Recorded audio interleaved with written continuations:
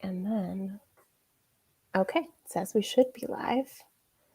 Let's check it out. Maybe. There it is. There we go. Okay, great. Well, I'm going to tweet that we're going live real quick as we let people settle in. But I think we're in for a doozy today, you guys. Yeah. Oh yeah. It should be interesting. It should be interesting. Yeah. I'm really excited to discuss this with you all because, I was reading it and I was having some thoughts, and then I saw Julia's review on Goodreads and I was like, okay. Yep.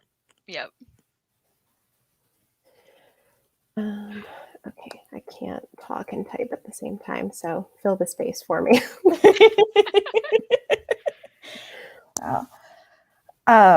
I feel that I have a hard time like texting and like listening to something or talking. I can't multitask. I know. If I try to talk right now, I'm going to say out loud what I'm typing, or I'm going to start typing what I'm saying. So it's one or the other for me. Yes. Yeah. Like you can have one coherent thought from me, like not both.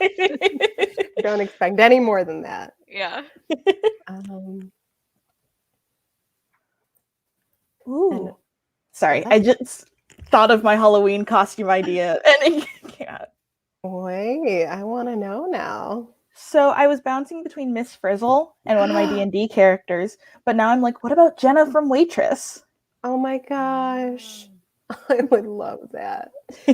Oh my gosh. And you know what? That's so funny that you just said that, because out of my close theater friend group, there are 5 of us, but 2 now have fiancés. So the other 3 of us were like, we got to come up with a group costume just for 3, if we can do something for Halloween.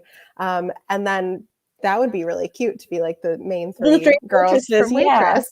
Yeah. Honestly, that's like a golden idea because there's 3 of you. So yeah. Our other thoughts, we thought of the Schuyler sisters, which would be very fun. It's also good. Yeah. And then some basic stuff like, the Powerpuff Girls or like the plastics from Mean Girls or whatever. So yeah, it's always fun to do like very specific like theater or fandom costumes with people who know them. Yeah. I mean, fun. I remember once I dressed up as like Snow White and some guy at a party didn't get my costume. And I'm like, people are so bad at costumes. Yeah. And it wasn't like I made the costume. It was a store-bought costume. I'm like, how are you not getting it? Yeah. Did I tell you about the time I got roasted for my Halloween costume at work unintentionally? No. I dressed up as Persephone at like one of my last jobs, and our office manager was like, "Oh, are you Fiona?" And I was like, "I'm going to die." Fiona. I'm going to melt right here. Oh my gosh. Wow. Nope. Yeah, people are not good at costumes. Like, yeah, people are dumb. Okay. Nana's here. Hi. Yeah, and Mary Margaret said she would be tuning in too, I think. So we'll have a couple, but thank you. Face tour. It's exciting. Anytime I like put on eyeshadow that isn't just like beige and like a champagne sparkle, I'm like, wow, I went all out because I used a color. Yeah. Oh, I love it. It's fun. Okay, so as people are starting to trickle in, I guess do we want to do our intro? Well, wait, do we normally do we introduce the book or ourselves first? Why can't I remember? I think we usually do content warnings and then book and then ourselves. Is that right, Taylor? Yeah, content warning. Right. Book, ourselves. Oh, and like our history with the author or the text. Okay. Like cool. We did this 2 weeks ago and we're like, how does I know. It wasn't that long. Why can't I remember? Okay, well, if you're here, you should know, but we're talking about Save Me the Waltz. I actually have a collected edition of all her works. It's not this big of a book, but by Zelda Fitzgerald. And I'm going to pull up Cara's Goodreads review because she is the reliable source I use always for trigger warnings in books. But one that will shush you. No notifications allowed. I bring up and our discussion is racism.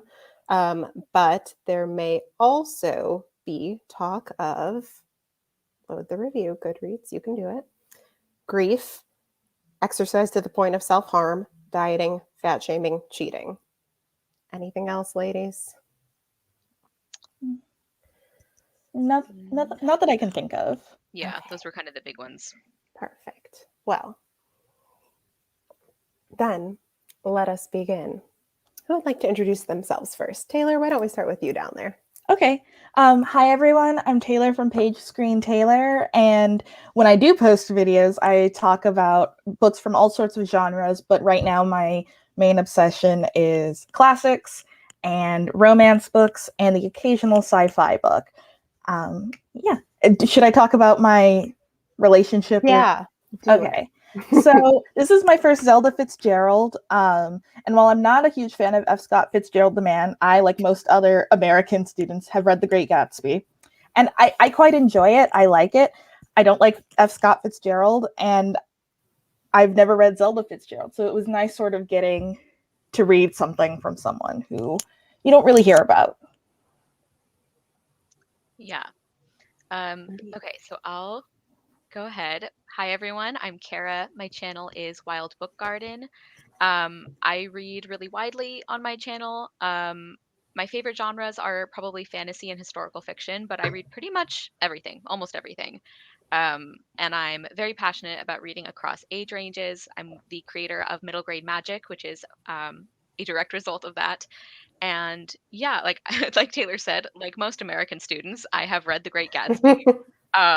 Not the biggest fan, but it was very interesting to read something from Zelda Fitzgerald, because I also had never read anything from her before, and I'm still totally on her side when it comes to her awful husband, but I wish I had liked her book more.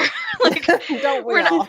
We're not getting into book thoughts yet, but sorry, Zelda. Like, sorry, now I'm laughing because Nana in the comments. Second with all the rats. Oh my god, I didn't even think about that.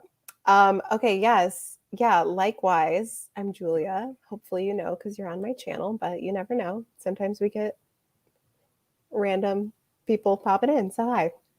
I also read pretty widely. I think the most you'll hear me talk about is probably historical fiction and classics, but definitely a good breadth of different things and age demographics and all of that. And I, guess what, also have read The Great Gatsby for school. But I think that's the only F. Scott Fitzgerald I've read. And then this was my first Zelda. But I was very passionate about trying to read her novel at some point because I have read the Z, which is like the novelization of Zelda's life. And then I've also read a book about why The Great Gatsby has endured as a classic, which talked about the Fitzgeralds a lot as people. And then I read another book. This was like all in the same year that I read these. I was like nuts for the Fitzgeralds all of a sudden. It was very weird. But it was like 3 years ago. And then I read a book that was like all about their relationship as a couple. And that one definitely gave me a lot of perspective as to how this is so autobiographical of a novel. So we'll get into that in a little bit. But yeah, she's like such an interesting woman. Like I can't even, what a life, you know? But yeah, I am the president of the I Hate F. Scott Fitzgerald fan club. So I don't mind The Great Gatsby, but I don't like him. So yeah, without further ado, I guess we'll just get into it. Let me pull up my notes. Boo-doo-doo-doo-doo. Oh my gosh, sorry. It was down at the bottom and I forgot I planned us a game again. Buckle up. I love a good game to round things out. Okay. Well, since I mentioned that it is very autobiographical, I guess let's just touch on that first, because I don't know how much either of you, either in your editions, like had this information or like kind of were looking it up, but pretty much every single thing in this book, more or less, was exactly like Zelda's life. I mean, to the point where some of the names, like, I forget which, in the book, I think her mom's name is Millie, and then in real life, her mom's name was Minnie. Like things that are just like, you didn't even try to hide that you were like, this is it. Yeah. And I think it's very, very interesting that she chose to use so much of her own life and relationship and all of that as inspiration, because here's where I start to rant about Scott. Her husband, like, very famously plagiarized like a lot of her letters and her diary in his books. So it's like, oh, look at this, like, amazing. You can write something and it can come from your own brain. Wow. And she was writing this when she was, I guess also trigger warning for discussion of like mental health and stuff, because Zelda herself at the time was diagnosed with schizophrenia, but I guess now they say it would be closer to like borderline personality disorder is what I read. So that's relevant because she was living in a sanatorium when she wrote this. And I guess Scott at the same time was writing, which novel was it? Maybe Tender Was the Night. Confirm if you know. Thank you. Yeah. And he actually, like, in the editing process was like, oh, you can't use X, Y, and Z that happened to us because I'm using it in my book, and like took it away from her book for his, which just grinds my gears. Yeah. So my first question, as per usual for me, is a non-question. And I just want to say, like, tell me your thoughts about Zelda writing what is essentially her own life story, but as like a fictionalized account of it. Because it's just like, I don't know. Do you guys have thoughts about this, or did I just like say them all? No, I do. I did do a little bit of reading about them, and I had read some of this stuff before, but this kind of like reinvigorated my interest in reading about them and just like the context she was writing in. I am also not a fan of F. Scott Fitzgerald as a person. And yeah, so what I read was like they talked a lot about how he was really mad because like she used material he was going to use, and obviously he gets dibs.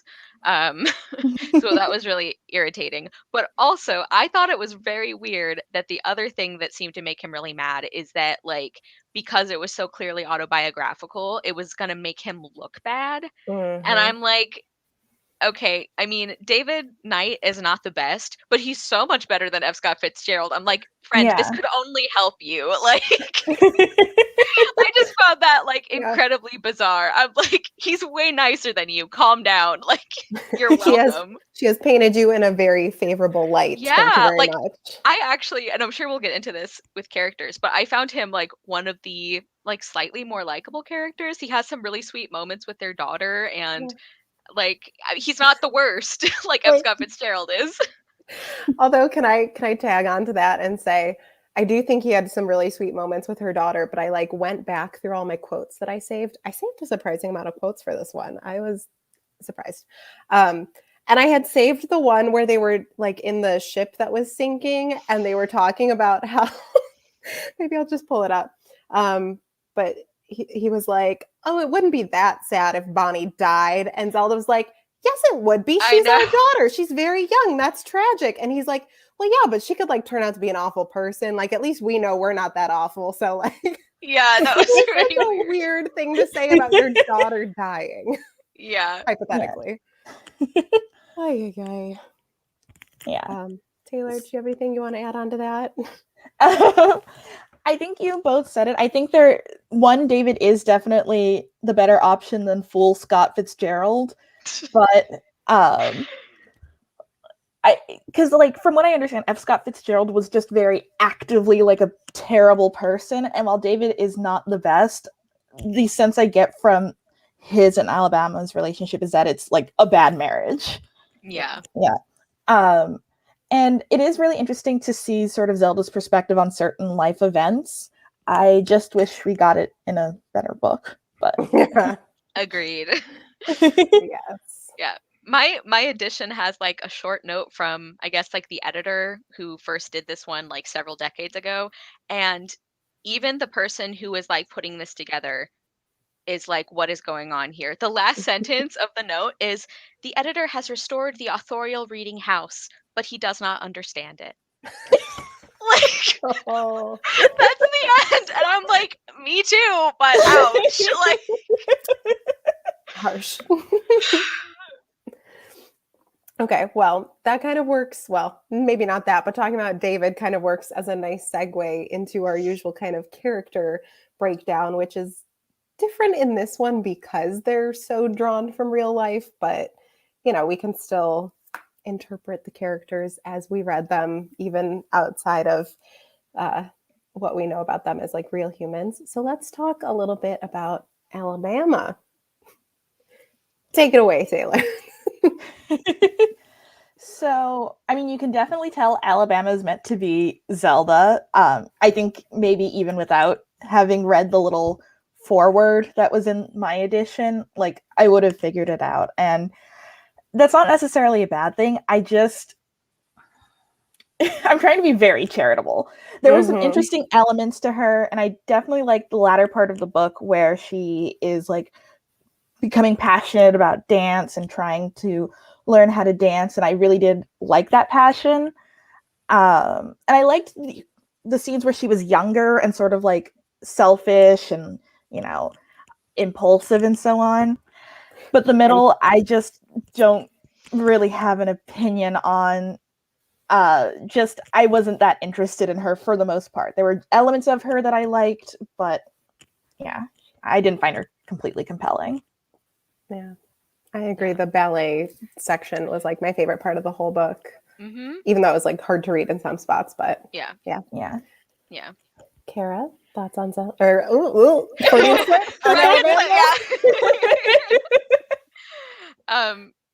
Yeah, I very much agree. I think like my thoughts on Alabama are pretty like typical of my feelings about the characters and the book as a whole.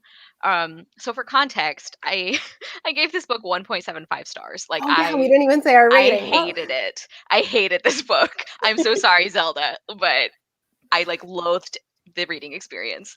And part of it was the writing, which I'm sure we'll get to, but like the characters were so flat that none of their decisions made sense to me. Like at one point, and we can kind of get into spoilers, right?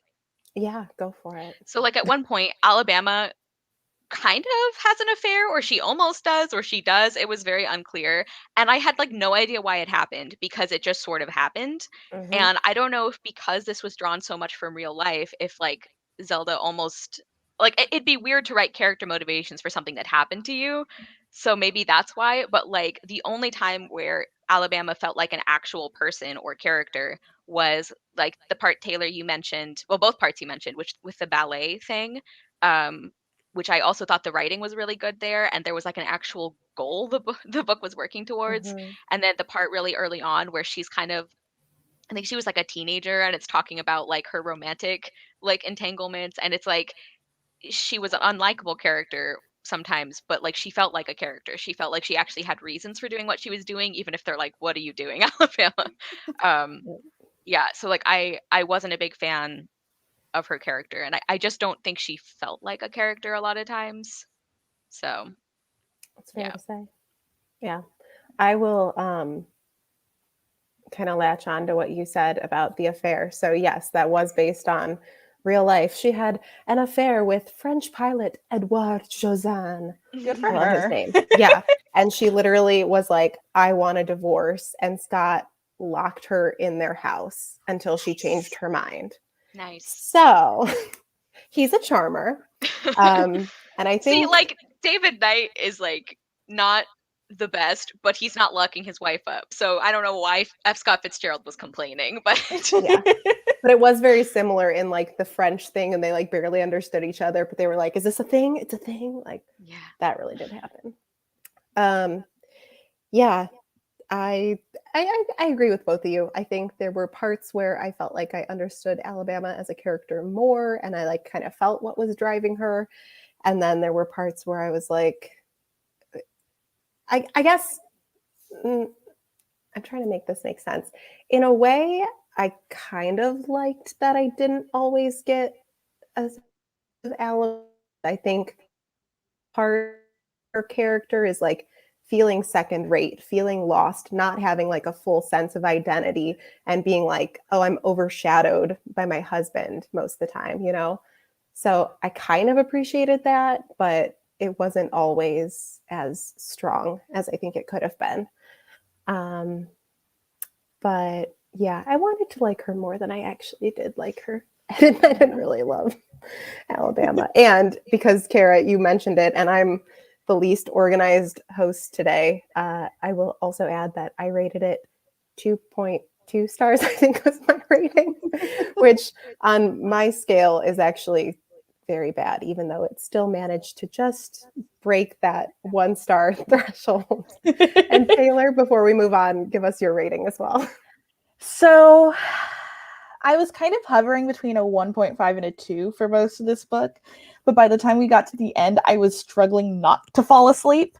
So I'm gonna give it a 1.5. I really didn't like this book, and I wanted to so bad. I know. Like, I wish it had been just a straight up memoir, because I think that would have been really interesting, and I think we wouldn't have had the problems with character development or the writing. Like, I don't know, because I almost feel weird talking about like the plot not making sense and like plot lines going nowhere and like characters being so bad, because it's like, well, if you're writing real life, you can't really do that, but it's semi-autobiographical, so like we can still critique it as fiction, but it just feels weird. And I It's feel like we there's a needed. lot of sorry. No, go ahead. I was going to say, like, I feel like even when you're writing something autobiographical, you still should know when to like what to include and how that's going to like fit in the overall like story that you've chosen to tell. So, and I feel like she didn't even do that well. Like for me, the transitions were just, I couldn't tell where we were, what time we were at, and which characters we were with. I was so confused. Yeah, that's pretty much what I was going to say, Taylor, was like, you know, even if you're drawing from life, you can choose like, okay, what ties together well, or how can I make these two unrelated things kind of merge so the reader isn't lost, you know, like. Yeah, I find it so weird that the back of my edition, like most of the summary is about Zelda Fitzgerald and how like the context she wrote this in, but then at the very bottom it says, in its own right, Save Me the Waltz is a vivid and moving story, the confessional of a famous glamour girl of the affluent 1920s and an aspiring ballerina, which captures the spirit of an era. And I find that weird. Like, the ballet thing was a significant chunk of the book, but that doesn't happen until very late, and then like nothing comes of it. Which, if it's based on real life, I understand, but it's just there were a lot of weird choices made here. Like, and if you are writing something with fiction, I think that gives you license to make plot lines make a little more sense. Yeah. So, yeah. Can someone remind me, was Alabama interested in dancing before the ballet subplot really got? Well, not a lot. She did dance a little bit when she was young. I'm talking both the character and in real life. Because that's like the thing when before her sister's boyfriend kissed her. What was up with that? But before that, she like did a little dance for people. So like it was brief, but it comes back. And she sees the ballet dancers, and then she's like, I'm gonna be one, and then she like works towards that, which I think we've all been saying is one of the best parts of the book. Because there's a goal and she's like making decisions. Yeah, and I just feel like that part was so much better written too. Like Julia, like you said, it was hard to read sometimes, but it felt much more real, and I think the characters were more interesting, and I could really feel why Alabama wanted this so much. And then it's like, oh, just kidding. We're back to like 7 layers of metaphors that nobody understands. Well, since you said so, should we for real focus on talking about writing? Because what a choice. I'm ready. Again, I don't have like a worded question for you both, but I just think we need to discuss that Zelda's writing style was very nebulous and strange. Although I will say, when I was just double checking, like, okay, what is actually her life, what isn't, I guess people really did say like her letters and stuff, like she had a really unique style of writing. So I don't know if it was always like this. But yeah, share your thoughts and I'll find that actual quote that people had said. Cara, do you want to go first on this one? Since we know you have thoughts. I have, yeah. I don't even know where to start. Yeah, like I really, really hated the writing. It's like, it was one of those things where if she had picked like one metaphor, like per paragraph, and then the rest of the writing like was like made sense and it was more grounded, I think this could have been a really good book. But I'm just going to go to a random page and pick a sentence because it is absolutely bananas. Like, give us a sample of that word salad. I love the way you said that in your review. Lustily splashing their dreams in the dark pool of gratification, their $50,000 bought a cardboard baby nurse for Bonnie, a second-hand Marmon, a Picasso etching, a white satin dress to house a beaded parrot, a yellow chiffon dress to snare a field of ragged robins, a dress as green as fresh wet paint, 2 white knickerbocker suits exactly alike, a broker suit, an English suit like the burnt fields of August, and 2 first-class tickets for Europe. That's actually one of the more sensical examples because it's a list of objects. But it started pretty funky. It still made me angry. It's so weird. It is so weird. And then every once in a while, we'd get this shining gem of a quote, and I'm like, Zelda, like, why? Like, what happened? Like, why is this? It's just like a swamp of adjectives and adverbs and metaphors, and it's like you can't just throw everything into one sentence and make it make sense. It's like I understand all of these words separately, but together they have no meaning. Yeah, and I think the writing is probably one of the major things that dragged this book down so much for me because it affected everything else. Like one of the reasons that the characters felt so flat is because they were buried under all this description that meant nothing. Yeah. So, yeah, I was not a fan of the writing in case you can't tell. I agree with everything you said, Cara. I think even with that sentence you read out loud, the adjectives just weigh the sentence down. And I feel like Zelda's problem is she gets too wrapped up in the adjectives. And you can tell, like, if you took any quote out of context, like the one you just read, it could be beautiful in and of itself. But when every sentence on the page is like that, it's just hard to get through. It's boring. And, it's sorry. I just like, if you look at my back wall, it'll be like the walls were as white as polar ice caps, still and freshly fallen. And I don't know, just the wall was white. It's fine. Yeah. Or even the wall was as white as snow. Yeah. Fine.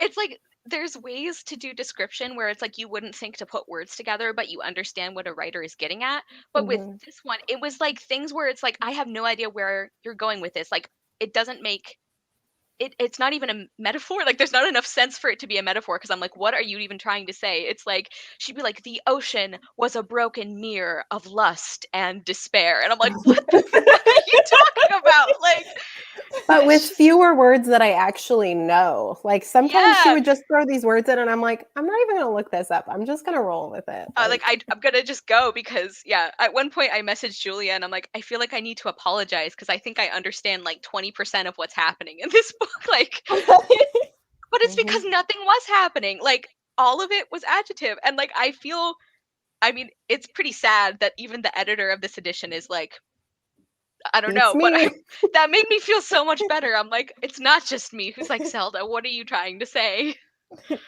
Yeah, and like I was reading all of the criticisms of the book before like I read the actual book, and I was like, this seems pretty harsh. Psh, men being sexist. And then I was like, I listened to it on audiobook and switched to Kindle, then couldn't handle looking at the words, so I switched back to audiobook. And I was like, ooh, like, I feel like these men are still probably being misogynistic, but I can't say I disagree. Yeah. It was a rough journey. And yeah, I guess I just don't know. I can't find that quote that I was looking for, so that's kind of annoying me right now. Although I did find a reminder that her husband called her book plagiaristic, which is so hypocritical to me. It makes me want to tear my hair out. I know. But yeah, I guess I just like, I don't really understand why she thought she needed so many words to not say that much. And I guess it's like really weird to me because like the book still isn't even that long and she said everything so much more than she needed to. So is it like she was trying to beef it up, or is this just like the way she thought words up? I couldn't tell you. I don't know. Yeah. Do you know, like, either of you, if you read this, like, I thought I remembered seeing that F. Scott Fitzgerald did succeed in making her like take parts out, and I believe that so. would maybe explain why maybe she did feel the need to pad it, or why some of these transitions made absolutely no sense. Like, True. I'm wondering if that was a factor. Actually, I wonder if I even saw it in my editor's note. I'll look while I you guys talk. I It would do make a think lot of you're right. sense. I was trying to check because I know that like the original Depression run, as they called it, because it literally came out during the Depression. Um, I think like one that they published since then was different from that version. So I guess I'm curious which one I read. You know what I mean? But I do think you're right, Kara, that he was successful in getting those chunks removed. Yeah, mine also says no attempt has been made to improve the author's style or to make more than the really necessary corrections. Baffling sentences have not been solved, and puzzling words have been left wherever they make any sense. Oh my gosh, you might have the same note that I do. I seem to remember that part. That's so That's funny to me. I feel a kinship with this editor. It's like There was a like they clearly are, like, he's trying to be the nicest he can, but he's just like, I don't understand either. yeah. Here's what I I have. can't Like, explain it to you, but just take it. I remember in one of the like ballet, well, it came up a few times, but like the first time it showed up in one of the ballet scenes was like the word stay or whatever it was. And there was like an asterisk, and it was like, we can't find this term anywhere. It's probably not a ballet word, but we're keeping it because we don't know what to replace it with. And I was like, all right, yeah. cool.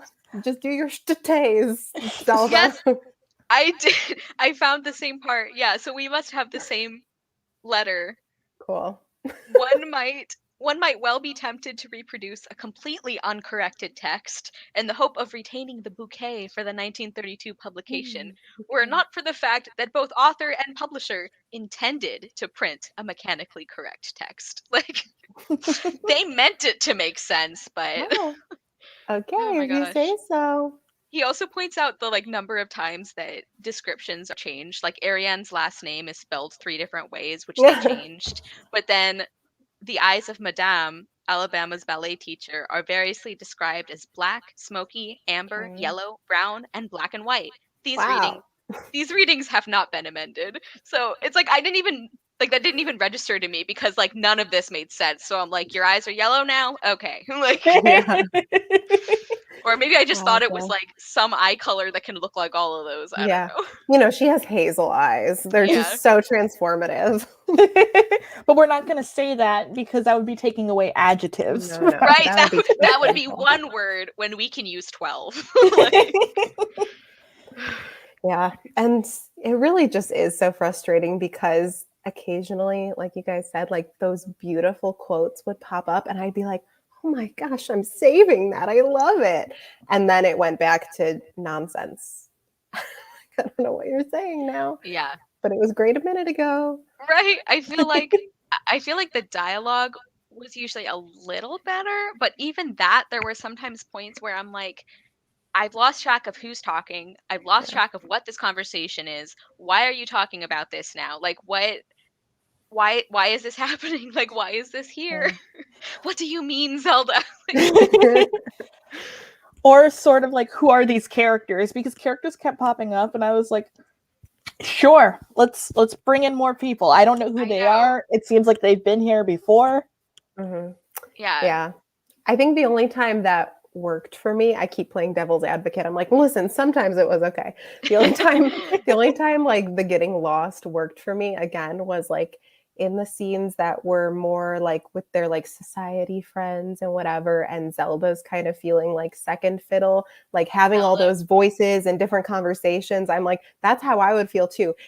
Think of that like Rose's like out of body experience, and she's like, this is what everyone wants for my life, and I need to just jump off the Titanic now. Like, that's how I read Zelda in those scenes where she's just like, why am I here? What is the point of all this? And so like all the blathering kind of was like working for me because I didn't need to understand it. You know what I mean? Yeah, that would make sense. Like, I like that interpretation. But not in every scene though. Yeah. Yeah, like there were flashes where I felt like we did actually get a glimpse of how Alabama, and therefore probably Zelda, was feeling. Like we talked about that, about the ballet section a lot. And there were also a few places, like you said, with like the society things where she sort of, yeah, she has that like, I don't know the medical like usage for this word, but almost like dissociates, maybe. I'm not sure if that's correct, but like some kind of experience like that where she feels like it's not her anymore. I thought that was really well described. There's like a couple places here and there where like with her family, like where she's talking about like the way their father raised them and like the environment that created. So like there's like some good scenes like buried underneath all of this, and then she like then we're like back to the word salad, and I'm like, oh, okay. I will say one part that I did like, let's put an asterisk on like, was when Alabama's like dad was dying and she came back home, and her sort of like contemplating her dad's death and like her time with him like as a child, and him getting to meet his granddaughter. I don't know if he had met her before, but I assume since they spent most of their time in Europe, he probably hasn't. And I don't know, I thought that was, you know, really nice and well, not really nice and sweet for this book. Yeah, and like kind of the part at the same time where like she's talking to her mother and kind of realizing that like her mother gave up everything for her husband and her kids, but she doesn't think of it that way. And like Alabama's watching her and she's like, you're nothing without them because that's what you were raised to do. And yeah, I think there were some moments there that were like very poignant. Yeah. I liked the part in that scene with her father, like right after he dies, and she's like, I'm trying to remember what he said to me. Well, he said this yesterday, but what did he say to me when I was a kid? Like, because that feels so real. Like, you know, when you lose someone and you're like, I don't want to lose all the memories I have, but what if I've already lost them? You know, like, yeah, it's like touched my heart. Stuff like that is almost a little more painful to read because it's like you've got something good here. You've got this kernel. Please run away with it. Do something good with it, and it just doesn't. Yeah. Which all this hurts me because I'm talking about how Zelda was like second rate to Scott, and I'm like, oh no, that's how she wrote her character to be, and I'm saying it's true. No. But yeah, it was, choices were made, you know. Yeah. They were bold ones. I had saved some quotes about that kind of theme, and I don't know if you guys have anything more to say about it in terms of the well, here, I'll just read these, and if you have any thoughts, you can share more. But I've brought it up a couple times because that's like what kind of resonated with me the most. So obviously these page numbers are in my edition, so they probably don't match up to everyone's. But on page 87, she said, what can I do with myself? She thought restlessly. She tried to make a dress. It was a failure. Like, mood. And then page 101, Alabama felt excluded by her lack of accomplishment. And that was like in the middle of one of those scenes with all Scott's friends and the artists and whatever. And also, wait, I saved one more. Where is it? Where is it? Oh, now I can't find it. It was, shoot, I like thought of it, and then when I tried to look for it, I forgot what it was. You know what I mean? Yeah. Okay, well, forget it. I don't know what the other. Oh, something about like literally being like in the backseat of a car or something. Do you guys remember this? I don't know. There was some line to that extent. Oh wait, maybe I saved it in my thoughts. Nope. Oh no, that's about racism. We'll get to that next. Okay. So yeah, I don't know if you have any more thoughts on that theme, but if not, oh wait, I want Nana to know that she is seen because she also just made a dress and did not go according to plan. So It's hard. it still looks cute though. Listen, it's cute, even if it wasn't the intention. All right, are we ready to get nice and heavy? Yes. Oh my goodness. Wow. Like, you know, tell us you were raised in the American South without telling us you were raised in the American South, you know? Except you did tell us because you named your character Alabama. So The other one's Dixie. Yeah. and I love how she was like, oh, but these characters are from Kentucky, but the character's name is Alabama. Yeah, not quite. So it was a very strange reading experience in terms of the racially targeted comments because they all very much came out of the blue. Like they weren't related to themes. They were just like, oh, and in this scene, maybe we're going to talk about Chinese people. Oh, should we talk about Black people right now? Let's just throw in a comment. Yeah. And I don't know, like, to me, it seemed like she was trying to paint Alabama as like a little more inclusive than the other characters, but I was like, honey, it doesn't read that way. Like it seems like you're trying, but I don't think it is. Yeah. Yeah. I feel like a lot of the depictions, not particularly, but the ones that stood out to me were like the ones about Black people because you know, I'm Black, so sometimes my radar is up. Yeah. And a lot of it was more describing them as like passive, sort of like childlike or something. The end about going to like a Black funeral, or something. Or baptism, I think. Baptism, thank you. It was after her father's funeral. Yeah, the Black baptism. And like, to be fair, it doesn't bother me because I'm like, sure, her name is Alabama. This was written or published in 1931 or 2, whatever. But it is interesting. And I don't think Zelda was trying to be malicious in her descriptions, but it's very much honey. Yeah. It aged like milk. Yeah, at this point, I'm kind of like, I'd rather you not describe Black people or any people of color. Just leave them out of the novel at this point. That'd be better. Yeah. There was that part with like some random one-off character who was like not even important, and they were like, that's why I don't hire those kinds anymore. And like she just went off. Like there's like this whole page where she's just talking about how she doesn't hire Chinese people anymore and she doesn't hire Black people. And I don't remember what specifically the descriptions were, but I think it was also very like she was calling them like lazy. And I think I seem to remember that at some point in the book she was like talking about how they were like not very clean or like well cared for or something like that. And it just it was very, like you said, Taylor, it's like not a surprise, but it's also like why is this here? Like there was no story reason for it to happen, so you're kind of like, why are you even bringing it up then? Like yeah Agreed. Was there, oh sorry, go ahead, Julia. No, tell us. I can't remember if it was this book, but was there like a butler who was like Japanese or something? And so I was listening to the audiobook, so I couldn't really tell if this was just the reader or if it was written. Was it written like phonetically? Yes, it was brief, but I remember this. Took me back to East of Eden, you know? I didn't mean for this to ever be a theme with my picks, so. Yeah. I No, have I no remember idea that where that too. And it was. was either there were parts I think that were phonetic, and then there were parts that were just very clearly like what a white person thinks a Japanese person would sound like if they were speaking English. Yeah. Um, yeah. And then there was all the stuff at the end where like just in passing, and you kind of got hints of this like earlier on. I mean, he named his children Alabama and Dixie, Oh well. but like near the end of the book, their mother's talking about like how proud they were that like they had like Confederate generals in their family, and yeah, Mhm. like not a surprise, but why is it here? Is kind of Yeah. like sums it up.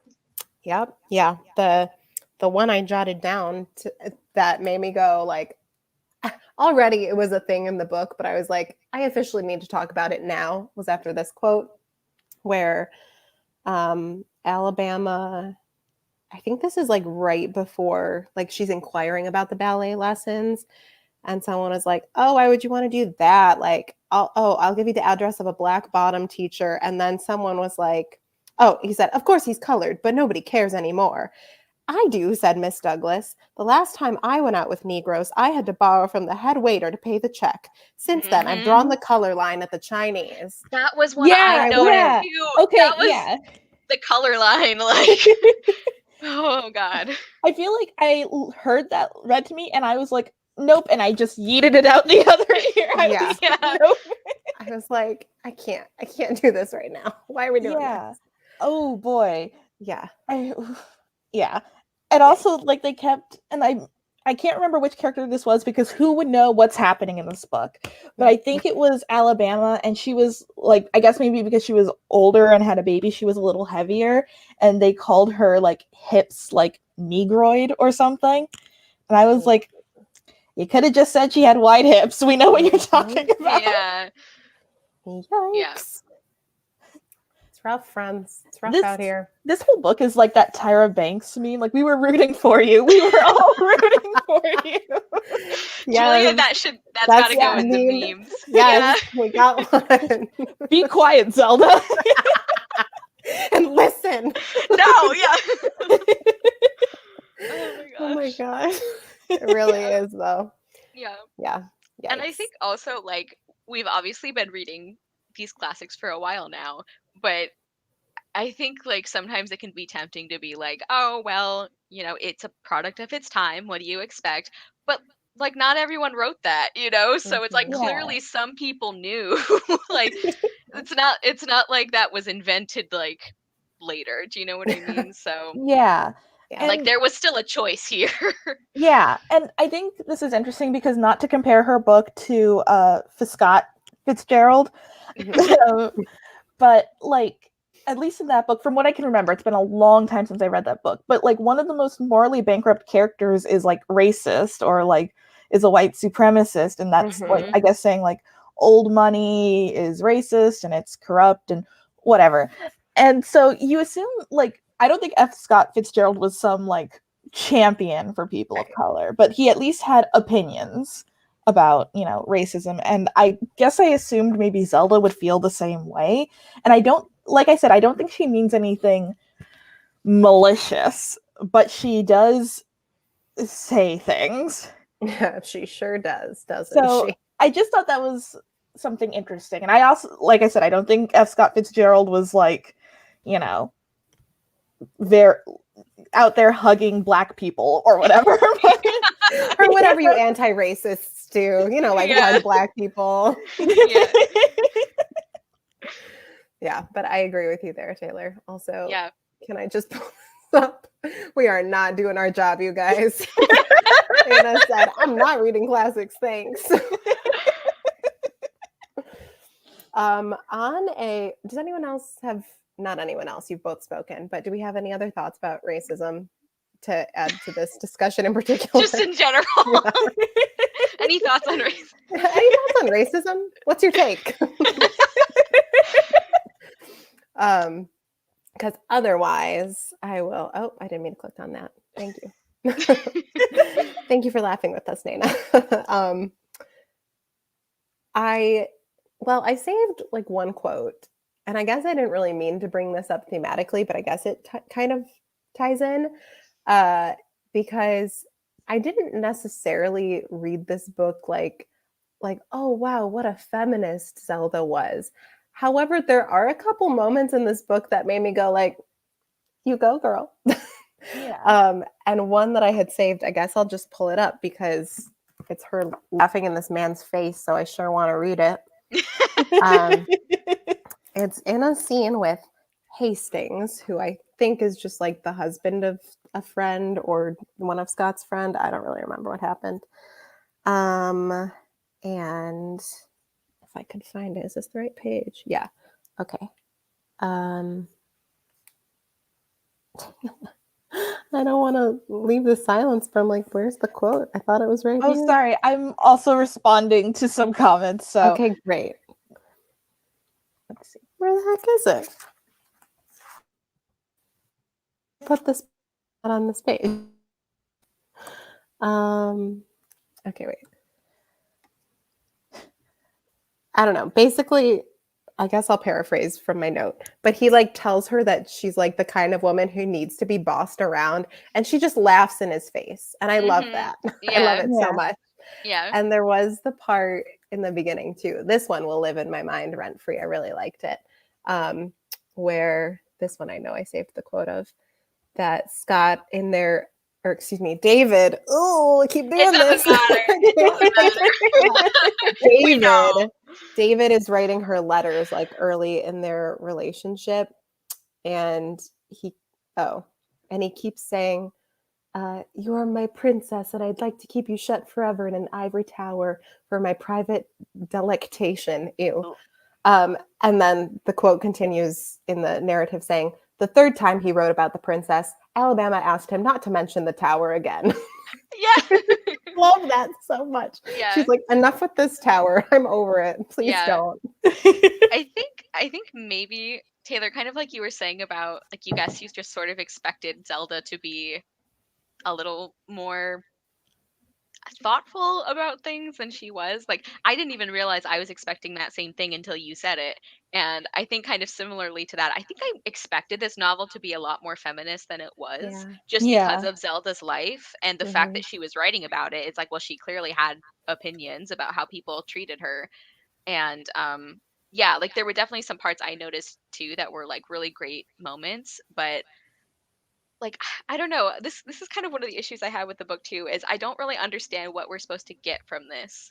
Like I don't think every book has to have like a point, or I don't think every book has to like be satisfying in the same way, but I do think every book is kind of like we assume you're writing it with an intention, and I have no idea what Zelda's intention was here, you know? Like so I don't know if you guys felt like that, but like I just like the way that the characters were written, the way that like plot elements just like vanished into the ether.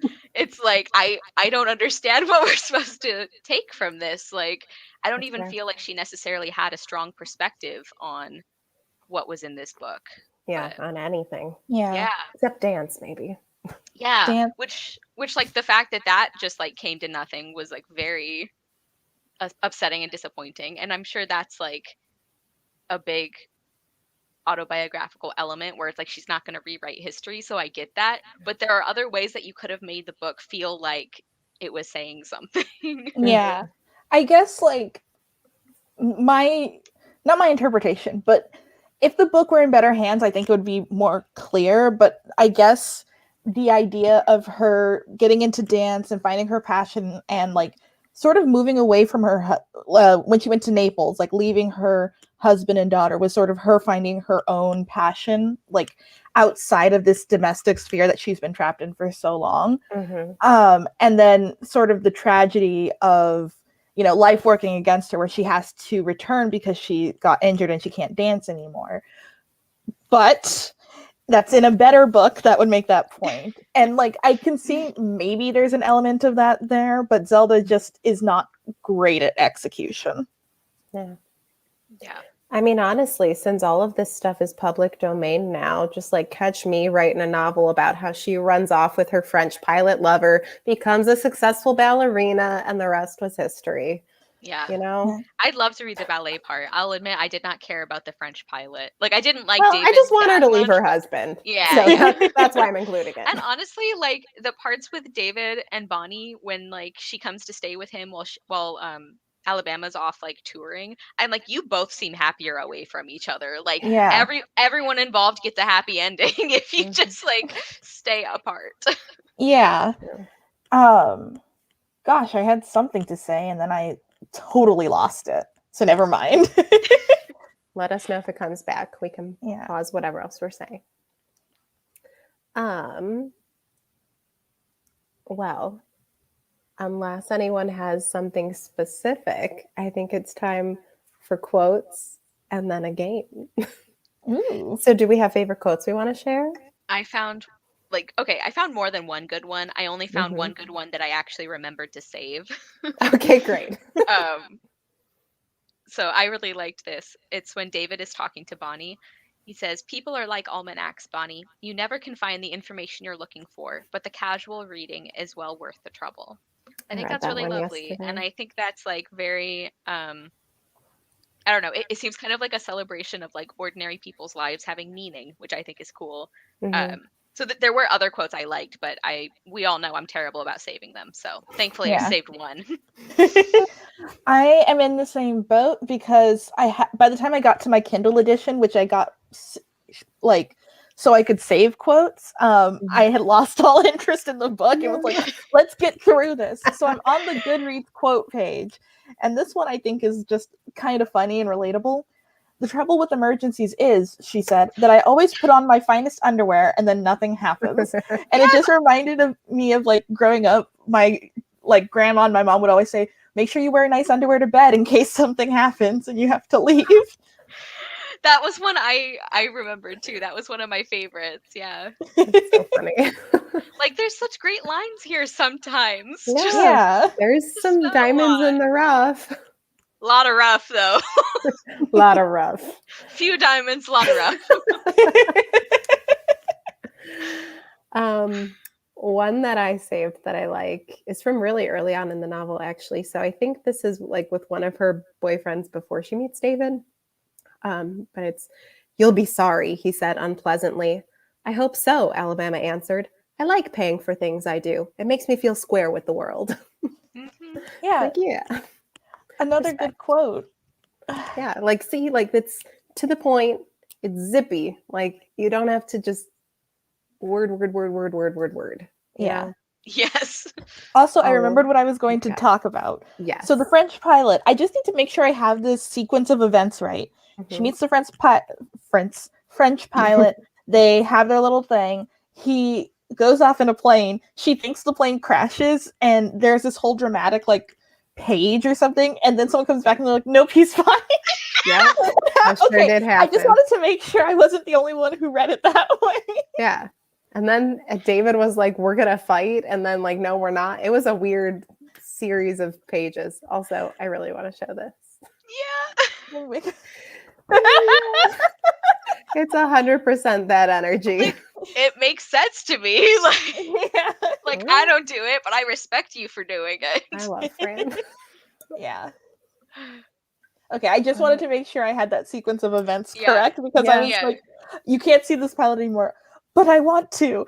Oh, he's dead. And then someone runs up and they're like, "Nope." And like that they're like, "No, it's some random other guy." And she's like, "Oh, okay, who cares?" It's like, who died? It was really weird. It was very bizarre. Also kind of related to the pilot thing.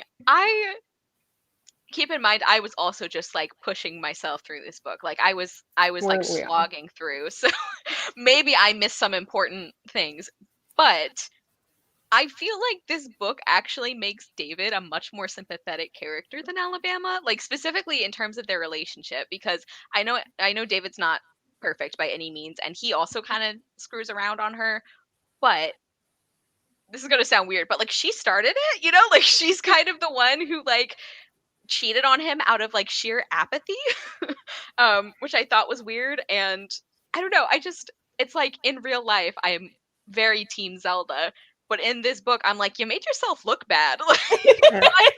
And it's weird because in text, I remember them being like, oh, yeah, we're super jealous. We're both really jealous people. And then being like, so it's okay that we're just like both going to cheat on each other at some point. And it's like, no, you both said how jealous you are. Don't do that. You're torturing yourselves. And I also like if it were reversed, where like the man, like if it was a man and a woman who were married and the man cheated first and then the woman was like, well, fine, I'm going to, I would be very sympathetic. You'd be So like, it's you like, go, girl. yeah, it's like he had it coming. And so when it is reversed, I'm like, I mean, I guess, you know, two wrongs don't make a right, but kind of in this case, I'm like, I understand why. Like I don't know. And I get that this is supposed to be a portrait of a very tumultuous, messed up marriage, you know, so maybe it makes sense, but it just feels very weird that the overall feeling I get from this book is like, I think David cared more about making the marriage work. He also cared more about their kid, except for the shipwrecking thing. That was interesting, but yeah, I don't know where I was going with that. It just felt kind of weird that it's like Zelda's the one telling her own story, and it's like you didn't make yourself look better like you did in real life. Yeah, it's like what I said earlier, where in real life, like F. Scott Fitzgerald is clearly the I don't like, maybe Alabama did some bad stuff in their marriage too, but for the most part, he was the cause of their marriage being so tumultuous. Yeah. And with Alabama and David, it's clearly just a bad match and a bad marriage. Yeah. And I think there's fault on both of their sides. I think about equally, honestly. I agree. And, you know, they're not, there's no well, as far as I can see, there's no villain in that relationship. It's just two people who don't belong together and shouldn't be together. Yeah, which I think that would have come through more clearly to me if the characters had been better written, because all of a sudden it's like they're having problems when they were never in love, and I'm like, when did this happen? Like I don't know, it just felt very like, and now they're both miserable, and it's like, well, 3 pages ago they were obsessed with each other. Like, not that things can't change that quickly, but there was absolutely no explanation as that was happening. It just, I mean, this I guess goes back to the transition thing where it's like, where did this come from? We would love to know. Oh, what a time.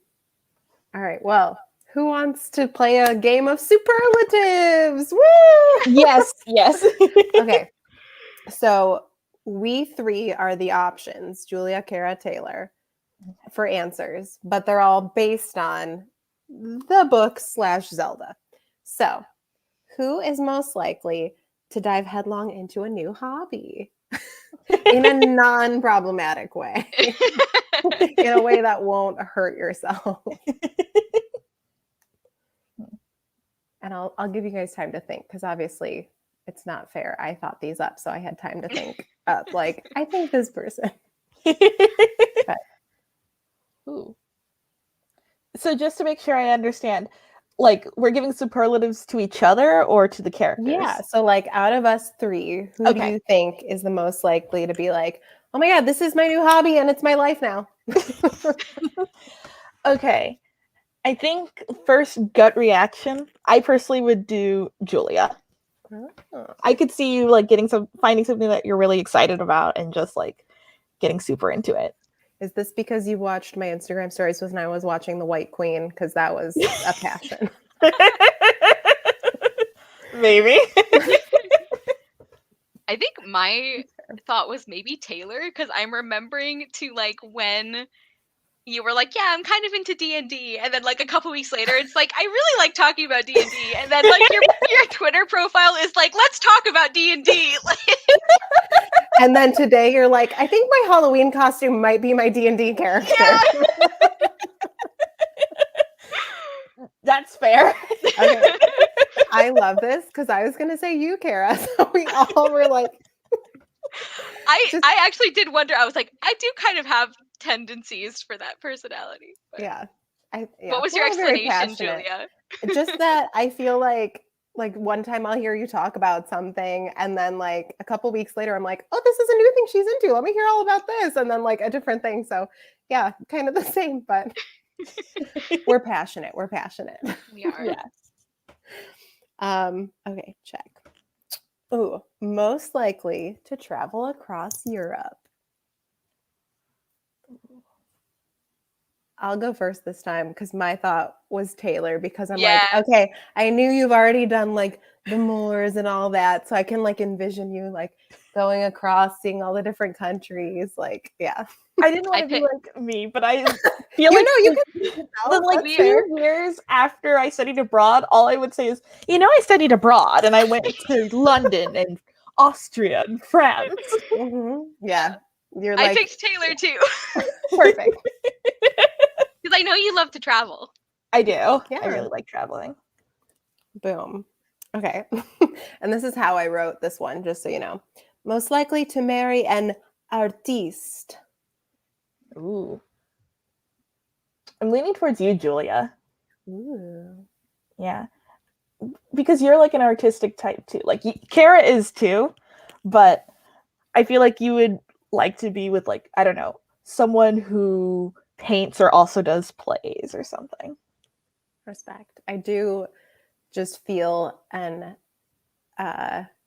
inexplicable attraction to any man who has a good singing voice. Like, Yeah. And just like talent in general is extremely attractive. like, wow. Who would have thought? Yeah. That's I fair. don't blame you for that. Having a good singing voice is very nice. Yeah. I could say me or Julia doing this. I know that's not quite in the spirit of the game, but, No, but I think we're both drawn to that. Yeah, for the same reason I was going to say you, Cara, because I'm like, yeah. Yeah. Perfect. Boom. Okay. Who is most likely to use their own life as inspiration for some kind of art, whatever kind of art you want it to be?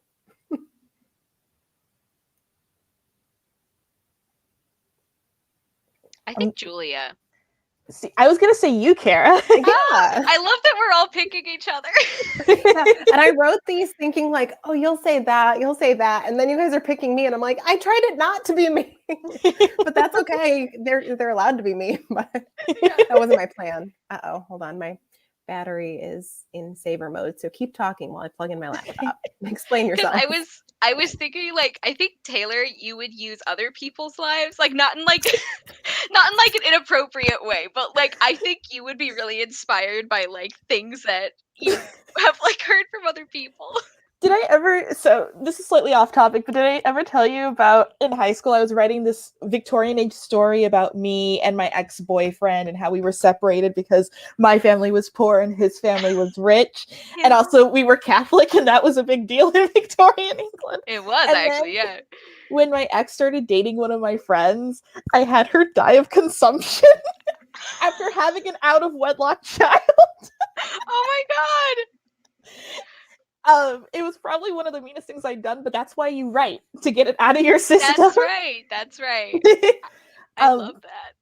But I would choose you, Cara, because I also feel like you're not one to like air all of your dirty laundry exactly, but you would be like, if I have a character named Clara.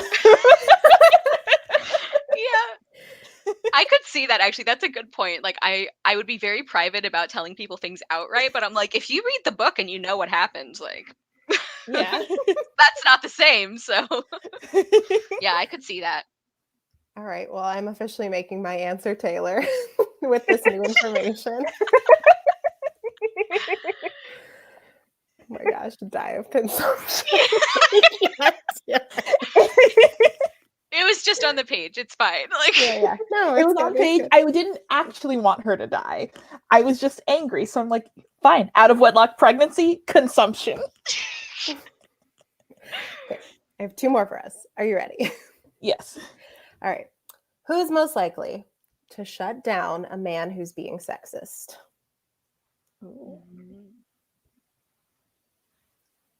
I'll give my vote. For once, I'll go first.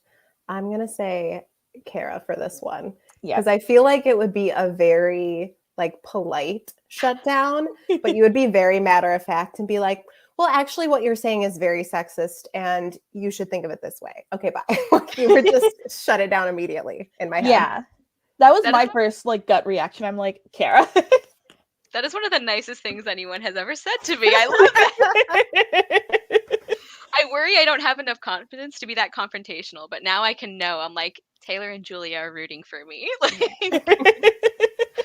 I I was thinking Taylor just because I really admire your confidence, and I feel like you would not have a problem saying to somebody's face like the way you actually felt, like in the most like assertive and wonderful way. So Thank you. I actually sometimes have a slow reaction time, so someone will say something inappropriate, and my brain won't process it until that person is gone or the conversation has changed topics, and then I'll go like, and then I think that moment's passed, and I'm like, cool. Oh wait, I don't know which one Mary Margaret was saying this about, but it's a three-way tie. Hopefully for this last one, or that one rather. All right, this last one's my favorite. Sorry. Okay. Who is most likely to fall down a flight of stairs because they aren't getting enough attention? Which is something Zelda really did when her husband was talking to a dancer. oh my god. This isn't an insult in any way, but Julia, since you are like, you act a lot, I can imagine you doing like a stage fall down. It's okay. I was gonna say me too.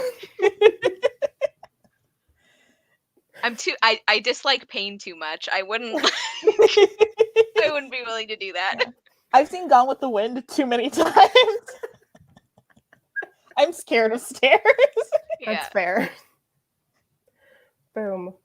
Well, that's all of them. That was fun. I really liked that. Was fun. I'm really struggling to come up with more games that are like question based, because I'm like, we can't play like book, truth, or dare. Like that doesn't work. You know what I mean? Yeah. So Yeah. thanks. I wasn't sure if it was going to be another kiss, marry, kill, and I was like, I can really only name 2 characters. Yeah, that's why we didn't do it this round. But watch out. What's my next book? I don't know. I'll have to see. Let me pull up the thingy. Save me the waltz too. Back on the dance floor. Oh my god. Can you imagine? It'd be the best thing. I mean, it'd be the worst thing, but it'd be the best thing. No, my next one. Oh no. Oh, well, I don't know. Olivia by Dorothy Strachey. We'll see. It's a short one. So Ooh. I don't know how many characters we're going to get in there.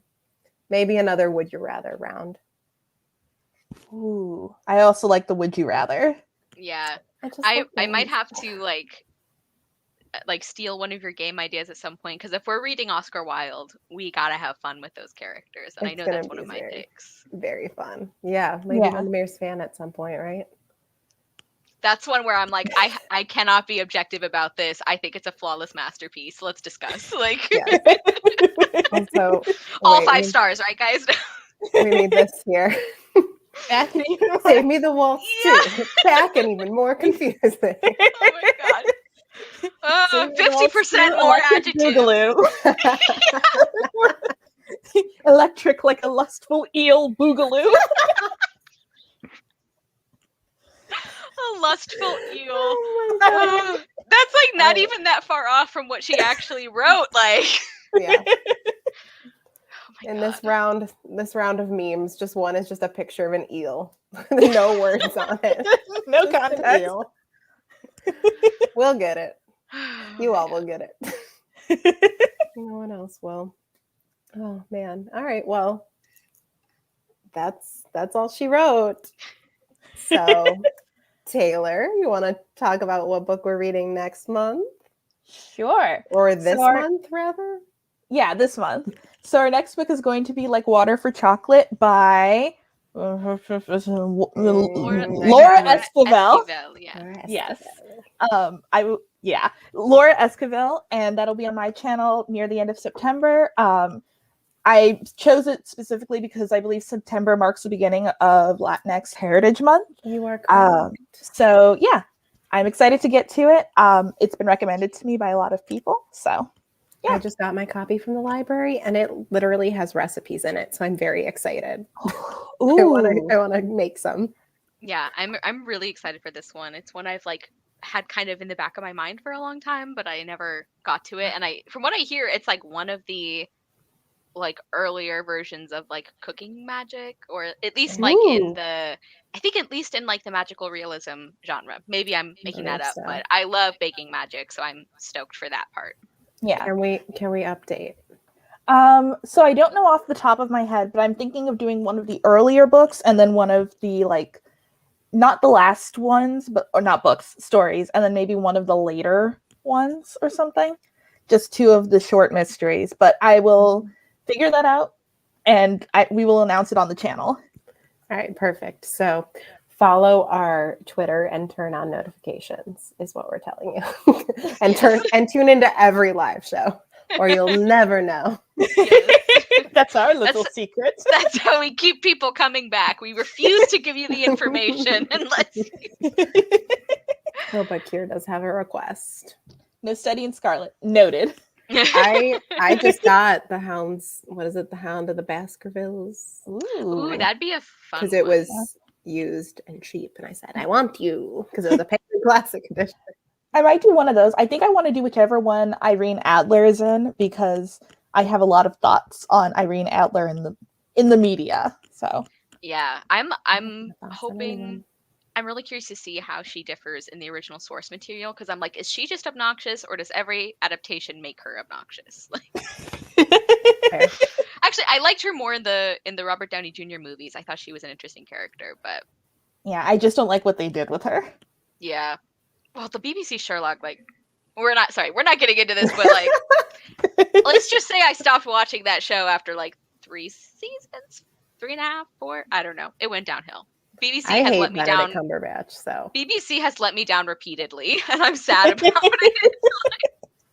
Oh. Yep.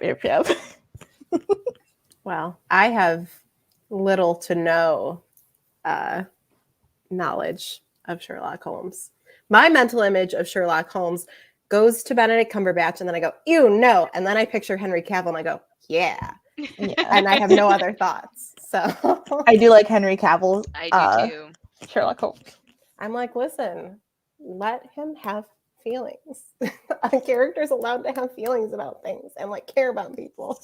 I know some people are curious about it, but well, I mean, actually, I have a couple friends who have been reading the stories like recently, and they were actually talking about how all the adaptations are like no feelings. I am a robot, and actually in the source material, like he doesn't express them the way everyone else does, but he actually does have people he cares about, and like he has emotions. So we love to see it. Great. Oh wait, Mary Margaret also has an opinion. I don't know who this is. Jeremy Brett. I don't know who that is off the top of my head.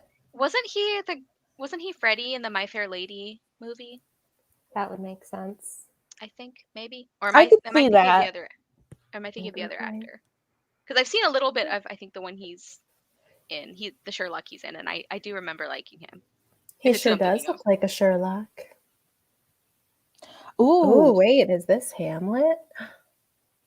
Great photos of him playing Hamlet. That's just I'm looking at Nina's comments about Elementary's Irene being superior, and I will say Elementary, in my opinion, is the superior Sherlock Holmes media. It's a good one. I love Lucy Liu too. I think it's the one I would watch if I were to watch a Sherlock TV show. I would pick Elementary. I didn't like. I think I only like casually watched it, but I think I got frustrated with the Mycroft plot line. I thought that was weird, but I liked a lot of things about the show. Yeah. Oh, why am I lying to you guys? I've read half of the Lady Sherlock series. I do know some Sherlock things. I just forgot those books existed. Sorry. Once I'm seeing more names, I'm like, oh yeah, people. Okay. Oh wait. I don't know if that's spoilers. Is this the spoilers? I knew she was in that show. Yeah, I knew that part too. Yeah. Listen, if Natalie Dormer's there, I know about it. Believe me.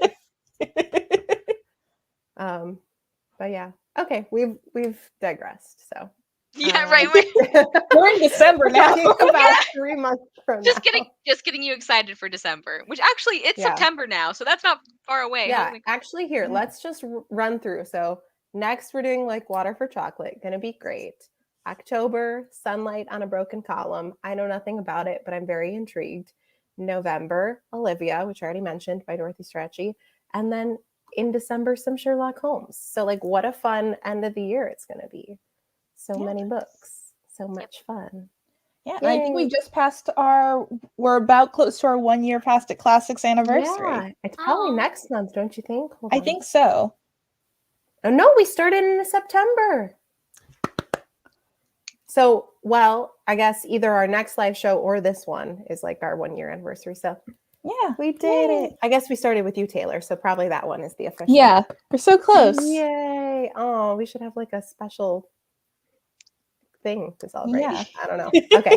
Thank you for tuning in and staying, even though we're not talking about anything coherent anymore. Yeah, make sure to follow these two everywhere that they exist on the internet because they're lovely. And thank you for tuning in. And I almost said like my YouTube, like you'll see more from us soon. Bye. And yeah, we'll see you next month. Bye. Bye.